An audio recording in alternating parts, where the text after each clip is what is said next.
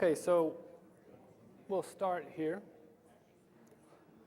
We'll start the third hour. We'll talk about why diets work and fail and the myths versus the truths about the low-carb lifestyle and some of the objections that people have to low-carb diets. First of all, I'm not trying to convince anyone who's not willing to open their eyes to the possibility that what they believe could be wrong.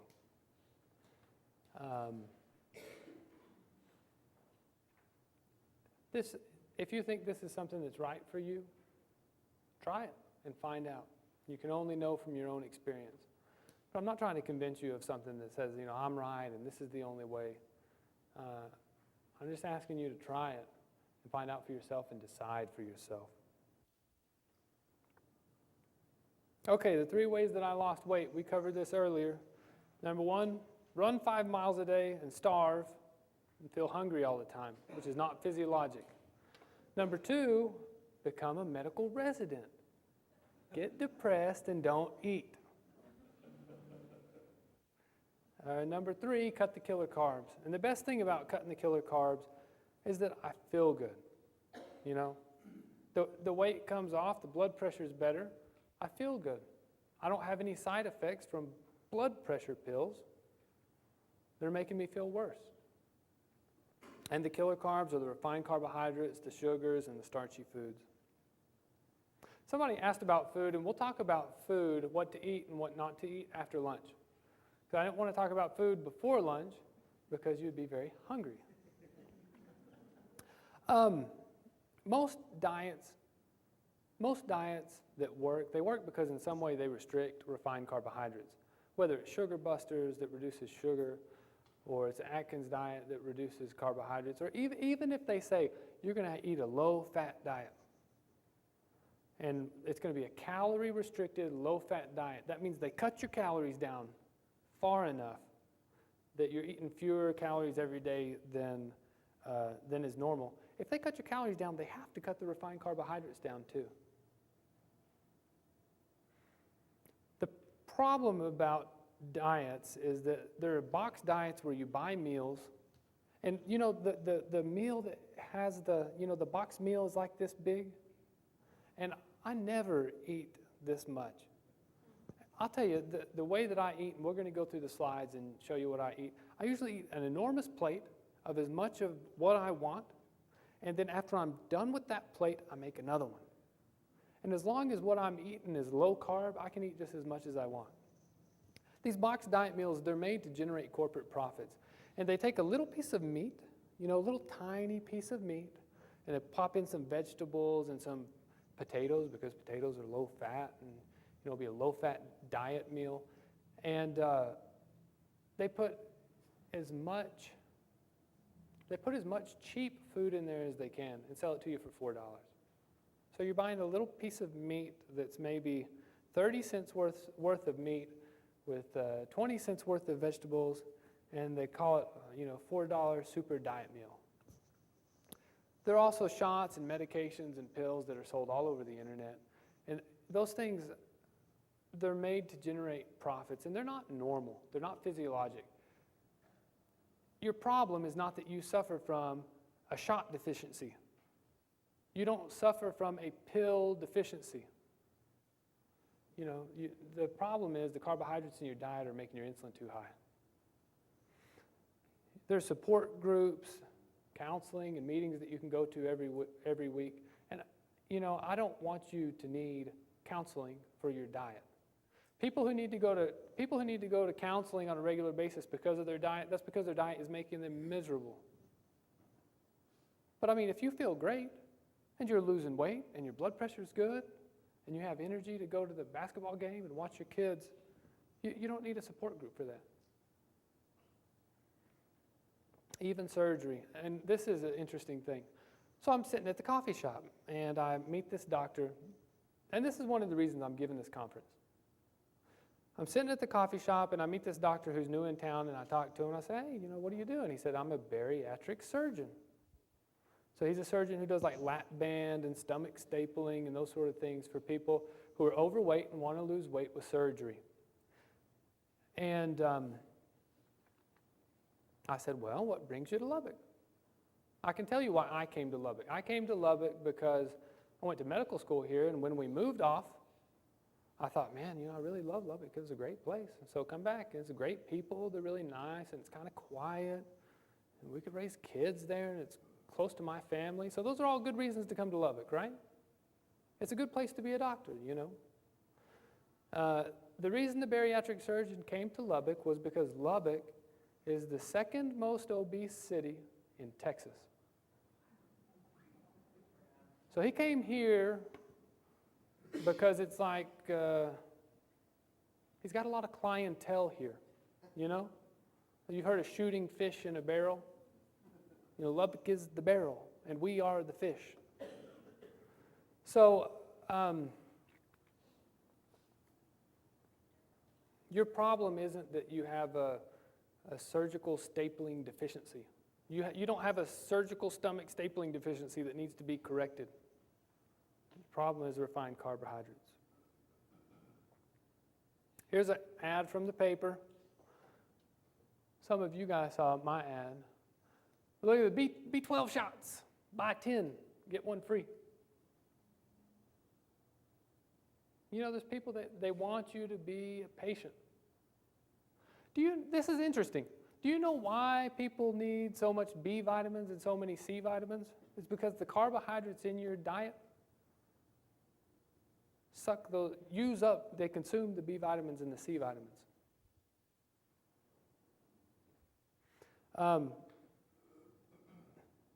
Sailors get scurvy if they don't get enough vitamin C. Sailors, they found if they're at sea for months and months on end, they end up with scurvy. And scurvy is when the gums start to rot away. And they found out that if they gave them vitamin C, they wouldn't develop scurvy.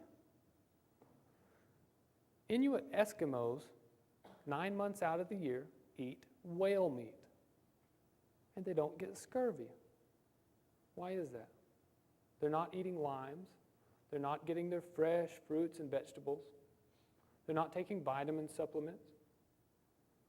They don't get scurvy because the amount of carbohydrates you have in your diet determines how much of these vitamins you need. The B vitamins are used to metabolize carbohydrates. And C vitamins are consumed by your carbohydrates. Now, so basically diets work by restricting carbohydrates one way or another. And diets fail. Number one, calorie-restricted diets fail because they make you feel miserable. You have that pit in your stomach. You're hungry all the time. There's a guy who did some starvation studies on conscientious objectors during, I believe, the Vietnam War. And so he said, well, you guys are objectors, so you can participate in my study instead of going into the service or whatever. And they said, okay. And what he did is he fed them a very low-calorie diet, like half the normal amount of calories that you would eat every day, except those calories were things like potatoes and bread. And the people went insane. Some of them literally went insane. They went mad because of the hunger. And if you're on a low-calorie diet and you're eating carbohydrates, it's stressful mentally and physically, and that's one reason why they fail. When you're eating a low-carbohydrate diet, it's not stressful because you feel full. You eat whenever you want to eat, and you eat as much as you want to eat. And as long as you're not eating carbohydrates, you're going to continue to lose weight. Also, diets fail because they fail to address the subconscious mind. And basically, we'll talk about the subconscious in the next hour. There are a lot of programs that you run inside your mind, and these programs determine what you eat, what you don't eat, what you like to eat, and those need to be addressed. And if they're not addressed, your diet won't be a success. And so we're going to address them in this conference. And that's one reason this conference is so long. This conference is based off of, did we talk about this? It's based off of a highly successful stop smoking conference given by a guy named Alan Carr. And in his stop smoking conference, he does it for 6 hours, one day, and he claims to have a 90% success rate. he has published in the medical journals a 50% success rate for his stop smoking seminars. And that's very impressive. That's something they didn't teach me in medical school either. Because they teach us in medical school, the success rate of stopping smoking on your own is 5%, and you can take drugs and other stuff that double your success rate.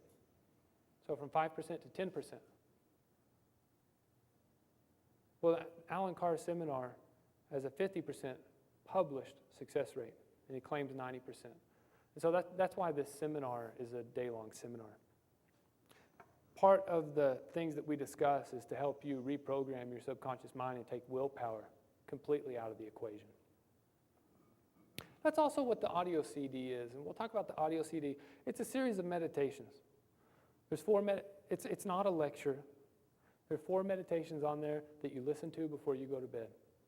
And listening to those meditations just reinforces the things that we've talked about today. Number 3, third reason why diets fail is because wheat is allowed to continue as a part of the diet. Wheat has the addictive exorphins in it. And let's say that you've cut the wheat, you cut the carbs, you lost the weight, and then you're like, maybe I'll have a bagel. I wouldn't do that. I wouldn't make that mistake, because as soon as you have that bagel, the addictive exorphins go back to your brain, and then 2 hours later, you're going to be going through withdrawal.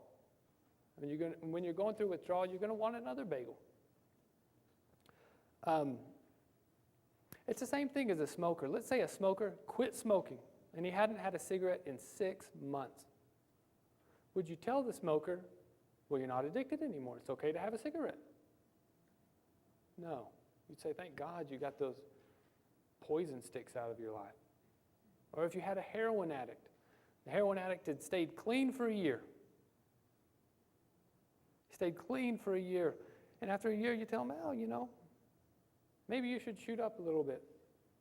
You're not addicted anymore. You haven't had any heroin for a year. You're not an addict. No.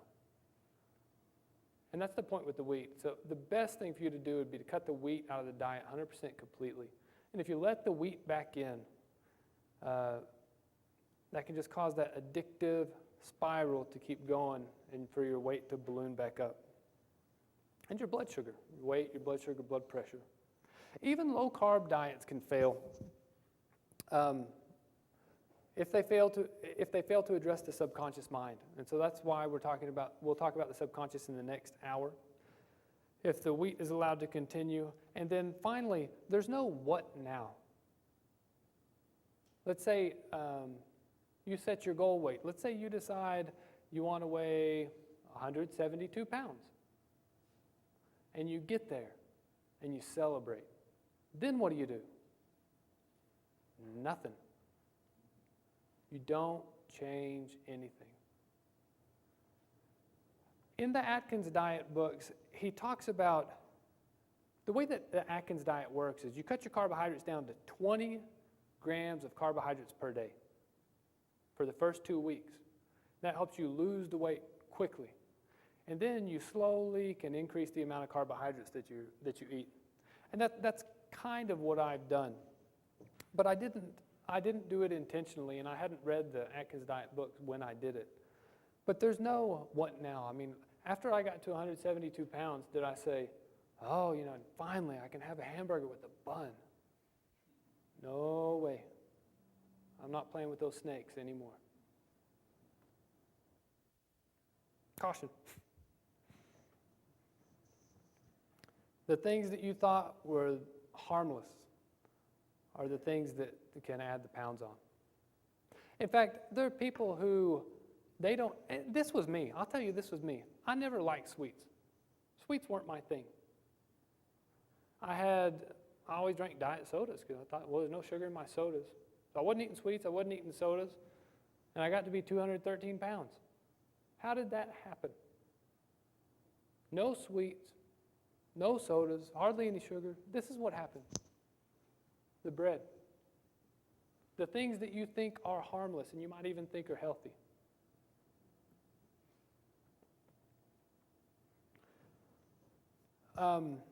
So we're going to do low-carb diets or low-carb lifestyle, myths versus truth. The first myth is that low-carb dieting, like the Atkins diet is a fad. What I'm teaching you here is 200-year-old, what used to be common knowledge. The truth is that carbohydrates have been known to be uniquely fattening foods since the 1800s, and it was common knowledge even among physicians up until the 1960s. What changed in the 1960s was they theorized, they hypothesized that saturated fat caused heart disease. So they said, you got to cut the saturated fat. They knew that heart disease was associated with obesity. They said, well, good, you cut the saturated fat, you'll lose weight too. They thought that you were obese and you had a heart attack because of saturated fat, and that's never been proven. So this is published in 1825. So I'm not teaching you anything new. I'm not revealing knowledge that's never been revealed before. And I'm going to read you this quote. It says, as it has already been clearly shown, it's only because of grains and starches that fatty congestion can occur, as much as in the animals. And it can be deduced as an exact consequence that a more or less rigid abstinence from anything that is starchy or floury will lead to a lessening of weight. Oh heavens, all you readers of both sexes will cry out. Oh heavens above, but what a wretch the professor is. Here in a single word, he forbids us everything we most love, those little white rolls, and those cookies and 100 other things made with flour and butter and flour and sugar and flour and sugar and eggs. He doesn't even leave us potatoes or macaroni. Who would have thought this of a lover of good food who seems so pleasant? What's this I hear, as I exclaim, putting on my severest face, which I do perhaps once a year. Very well then, eat, get fat. This is from Jean Briand Savarin, 1825. His book called The Physiology of Taste. So low-carb diet's just a fad. No, this has been known for a long time. William Banting, in 1869, published the first diet book ever. The guy was a 5'5" undertaker in London who retired. And he was 200 pounds. So 5'5", 200 pounds, a pretty big guy. And this is a quote from the book. It says, the items from which I was advised to abstain as much as possible were bread, butter, milk, sugar, beer, and potatoes, which had been the main and I thought innocent elements of my subsistence, or at all events they had been for many years adopted freely. These, said my excellent advisor, contain starch and saccharine matter. Saccharine matter is sugar, tending to create fat and should be avoided altogether. In 1901, William Osler in the Principles and Practice of Medicine published that reducing starches and sugars would reduce weight. That was the diet he prescribed for obesity. In 1925, in the British Medical Journal, The Lancet, they published limiting bread to reduce weight. In 1943 to 1952, Stanford Hospital, Harvard Hospital, Children's in Chicago, and Cornell Medical School Hospital, they all published their diets for treating obese patients. And all four have similar rules, and it's all about cut the killer carbs. These are the rules, which are basically don't eat sugar, don't eat fruits canned with sugar, don't eat cakes, cookies, and pies. The thing about cakes, cookies, and pies is it combines the wheat with the sugar. It's really detrimental. Don't eat foods with cornstarch or flour, and don't eat potatoes. Macaroni, spaghetti, or noodles, dried beans, or peas. So starch, carbs, carbs, carbs, carbs, carbs, and starch. 1951, in the textbook, The Practice of Endocrinology, they had an obesity diet. And that obesity diet said these foods you should avoid: bread and anything else made of flour. Cereals, including breakfast cereals and potatoes. And foods containing much sugar. So is the Atkins diet a fad? What the Atkins diet is just the guy who just wrote a book that was popular based on 200-year-old information. And so this stuff is common knowledge and has been common knowledge. The thing is, they don't teach it in medical school. So a guy like Atkins, what happened to Atkins was he's a cardiologist, he's having trouble with his weight. And so he stumbled across this diet, and he found, oh, I can lose weight and eat all I want, and this is great, and my cholesterol's better, and my blood pressure's better. He's like, this is a miracle. So he felt like he had discovered something new, something that if they had taught it in medical school, he would have remembered it. And that exact same experience happened to me. I lost 40 pounds. It was super easy. I felt great. My blood pressure is better. I was like, man, I got to tell people about this. And then you go and you do the research. You say, oh, yeah, it's 200 years old. So there's nothing new here. And I'll tell you what is new and what is a fad. The idea of eating less saturated fat, that's a fad. That's new. It's been drummed into us for 30 years.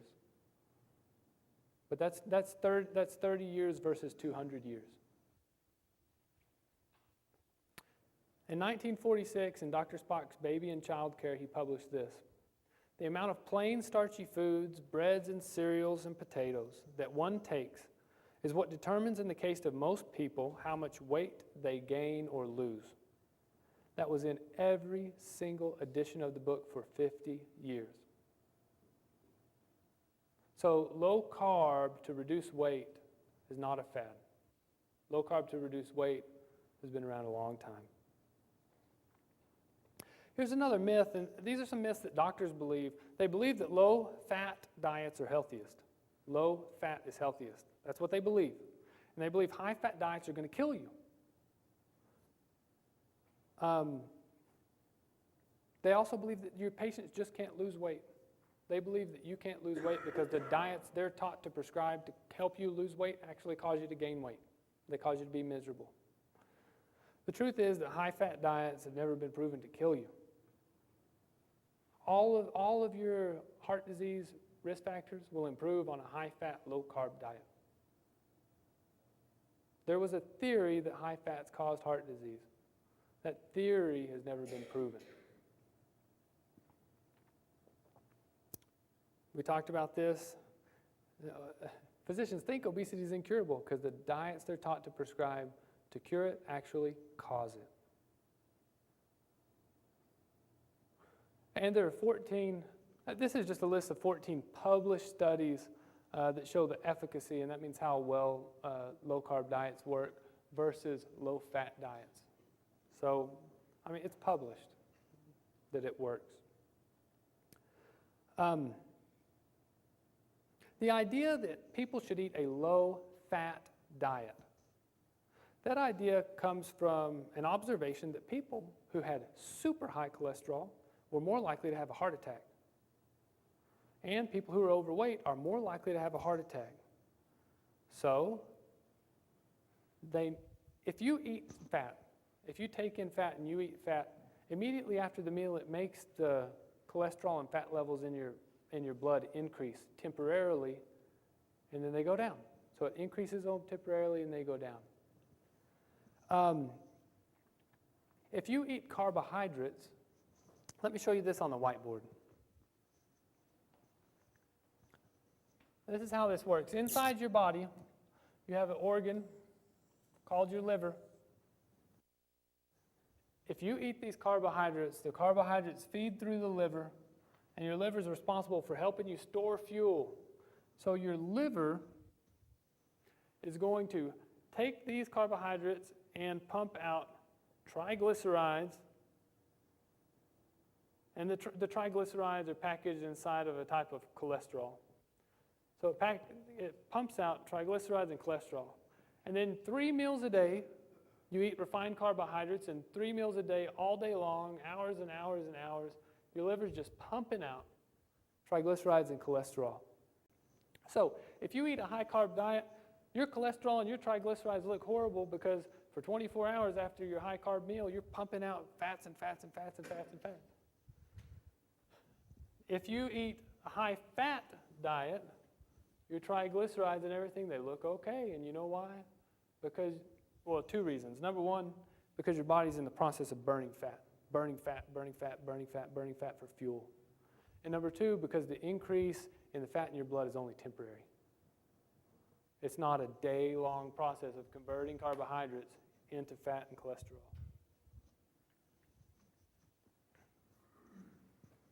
So the theory was everybody needs to eat less fat so they will live longer.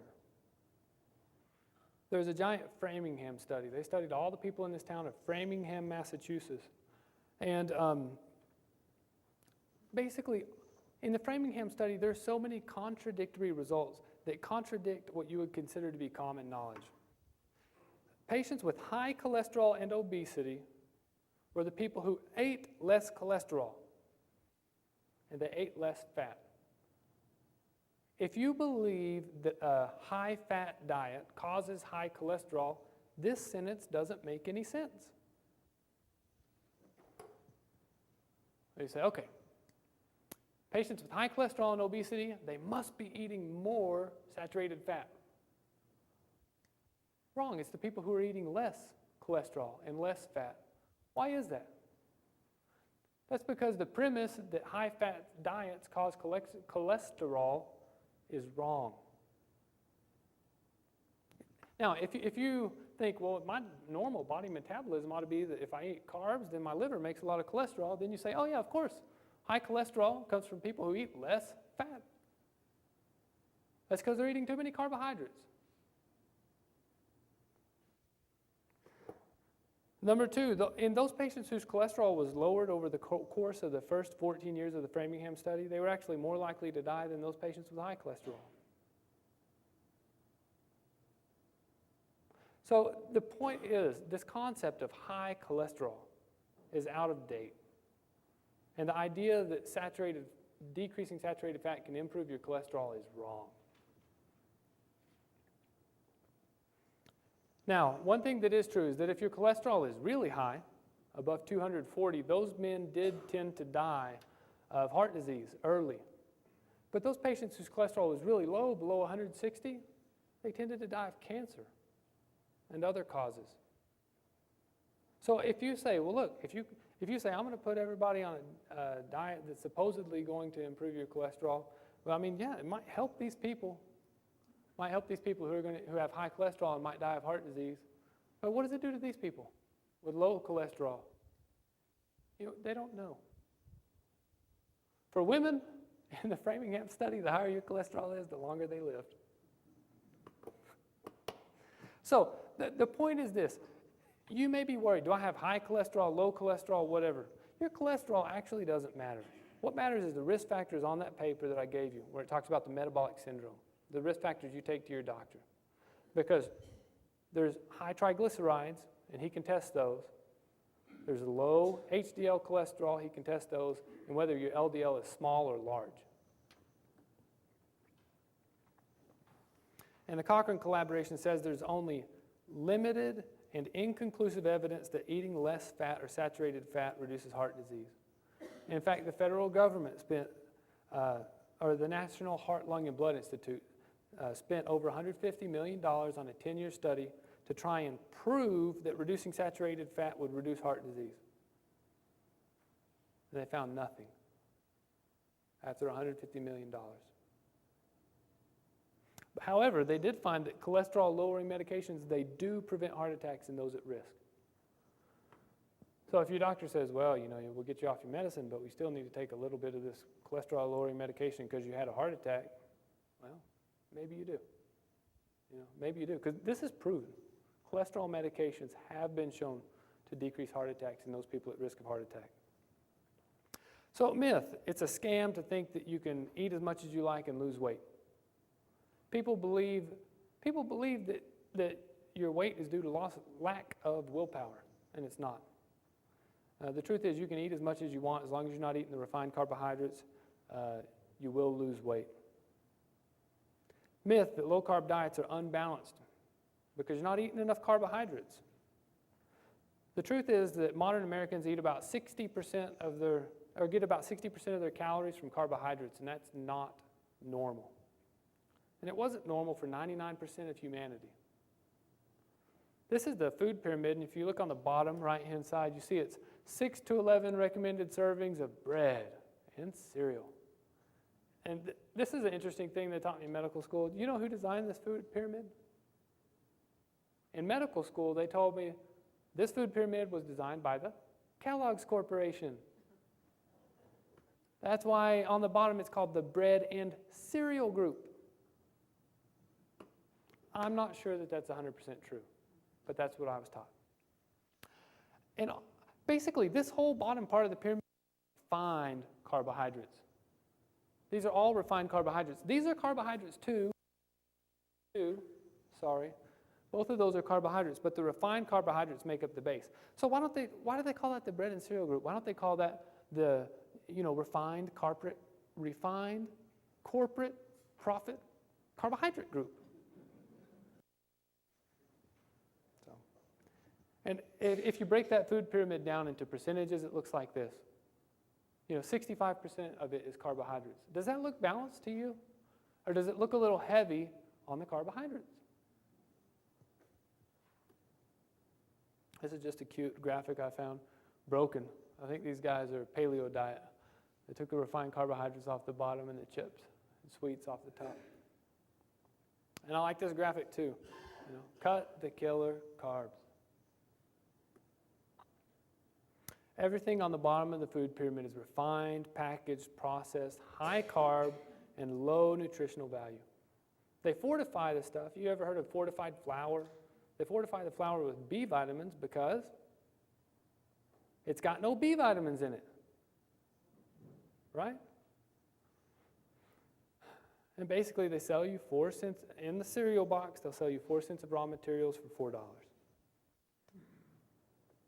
One thing the food pyramid got right, sugar. Sugar is a refined carbohydrate, and it'll increase your weight. This is the Atkins food pyramid. And this is kind of what a healthy diet looks like. I'm going to stop turning around. But a healthy diet, there's a lot of meat on the bottom, fish and eggs. You add all the green leafy vegetables you want. Certain fruits, you can have all you want of. Other fruits, you have to kind of limit. The nuts. And if you're going to have any carbohydrates, any refined carbohydrates, they're up at the top. And you have to find something that works for you, because this is another food pyramid. And this food pyramid says, look, a whole bunch of green leafy vegetables is the best thing I could eat. And if that's a paradigm in your mind, you can't get past that, then just do it like that.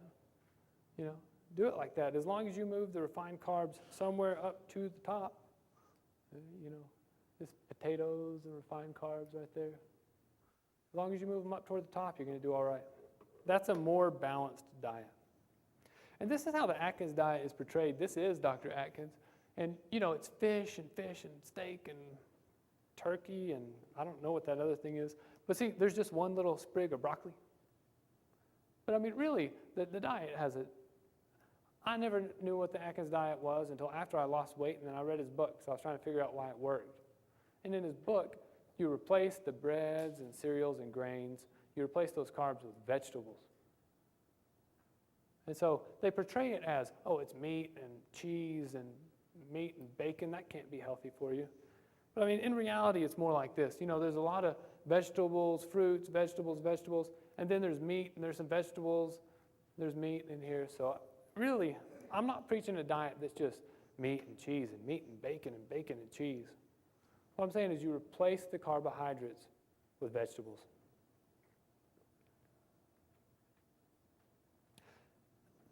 Meat contains all the amino acids necessary to life, all the essential fats necessary to life, and 12 of the 13 essential vitamins except vitamin C. Meat contains B12 and vitamin D. Meat contains B12 and D, and they're only found in meat. So you're not going to get a vitamin deficiency. The more refined carbohydrates you need, the more B vitamins and C vitamins you need. Here's a myth that the diet will be too high in fat and it'll ruin my cholesterol. We talked about that. Your cholesterol is going to improve. These are the risks for heart disease. And you can't change your age, but down toward the bottom, there's hypercholesterolemia, which is high cholesterol. There's low HDL and high triglycerides. And those things are going to improve on this diet. There's also a bunch of other things. We talked about inflammation. CRP, fibrinogen, and homocysteine are measures of inflammation, and these things improve when you get rid of the wheat and you get rid of the carbs. Okay?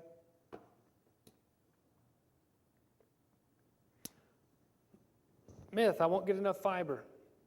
You're going to get plenty of fiber because you're going to get your fiber from fruits, vegetables, and nuts. You don't need the fiber that's in healthy whole grains. Whole grain or wheat bread is just a low-tar version of white bread. It doesn't, because it's low-tar, it doesn't mean you should eat a lot of it. Even though low-tar cigarettes you should avoid, just like high-tar cigarettes. I won't get my folic acid and B vitamins. Flour is enriched because it doesn't contain any of them. Nuts and animal products contain all the vitamins you're going to need, except for vitamin C. And I recommend you take a multivitamin. What if you get some sort of other dietary deficiency? Well, there's no such thing as a refined carbohydrate deficiency syndrome. If there were a refined carbohydrate deficiency syndrome, it would be defined as the patient is slender. He has high HDL good cholesterol and low small LDL bad cholesterol and low triglycerides. The patient has a flat stomach, normal bowel function, and blood pressure and blood sugar, and is healthy.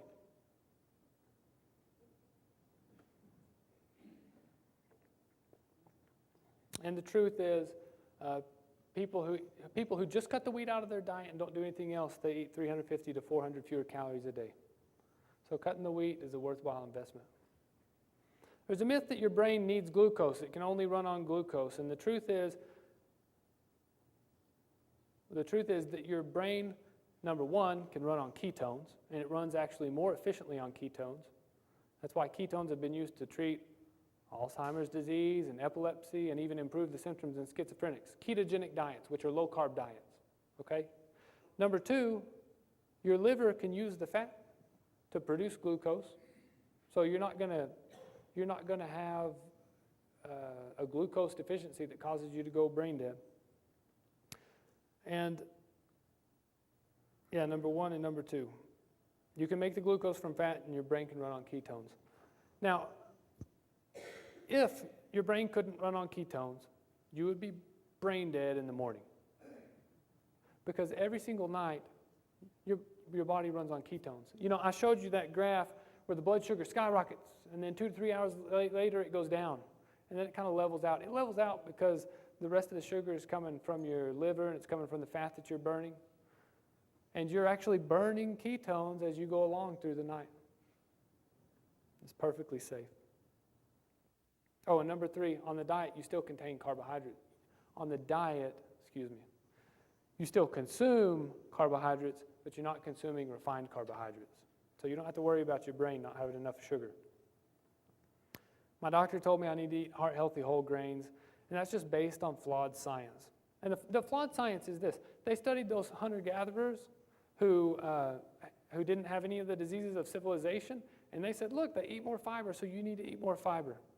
Since you eat a lot of bread, you need to eat whole wheat bread.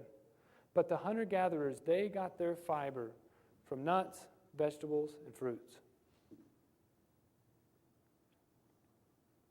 If I cut the carbs, I won't have any energy.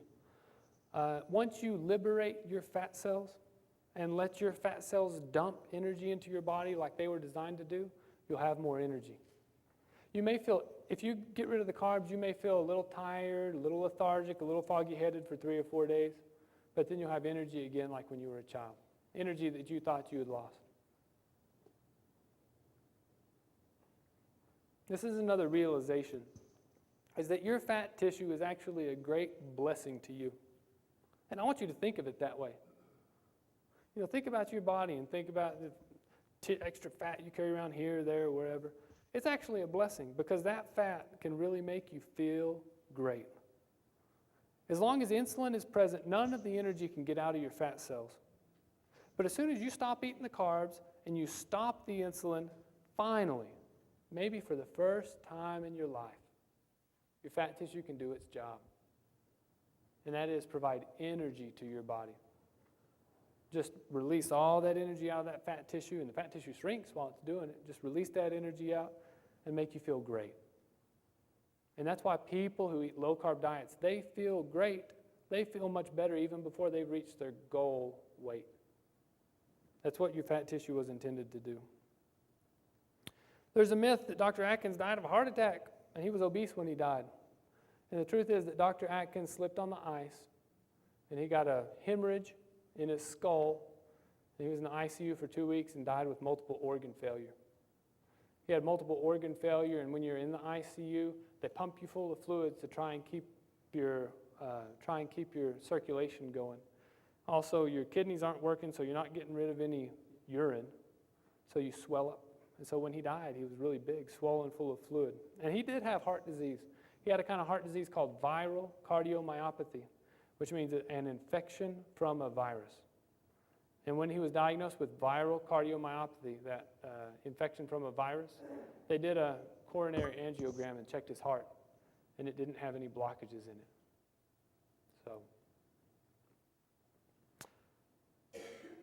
here's a myth that eating low-carb, high-protein diet will damage my kidneys. If you have kidney disease, you shouldn't eat a low-carb, high-protein diet because your kidneys can't handle it, okay? But there's a difference between causes and is not recommended for. For instance, let's say your car had a hole in the oil pan and all the oil had leaked out of your car. I do not recommend that you turn the key and start your car and drive it. Now, the fact that I don't recommend it doesn't mean that if you start your car, then the oil is all going to leak out of the oil pan. It means if you start your car, it's too strenuous for your car, and your car will burn up. But the starting of the car doesn't actually cause the leak in the oil pan. But, it's the same way. There's a condition called, there are people who are albinos. Albinos don't have any skin pigment at all. And I don't recommend they stand out in the sun. But does that mean that standing out in the sun causes them to become albinos? No. In just the same way, eating a low-carb, high-protein diet doesn't cause kidney failure, but it's not recommended for people who are in kidney failure. There's a myth that it's too expensive. Two things. Number one, when you eat less carbs, you're going to eat less often. And number two, lots of low-carb, high-protein foods you're already eating. You just got to take the buns off, If you take the buns off, you turn a high-carb food into a low-carb food. There's a myth that ketosis is dangerous, and that comes from a condition called diabetic ketoacidosis. People who have diabetes can get diabetic ketoacidosis. That is dangerous. Their ketones go up to 200. Ketosis, which is normal fat-burning metabolism, when you're in your normal fat-burning metabolism, your ketones go up to 4 or 5, not 200. So once again, Sir William Osler said one of the first duties of a physician is to educate the masses, not to take medicine. Any questions? We'll take a few questions and we'll break for lunch straight up noon.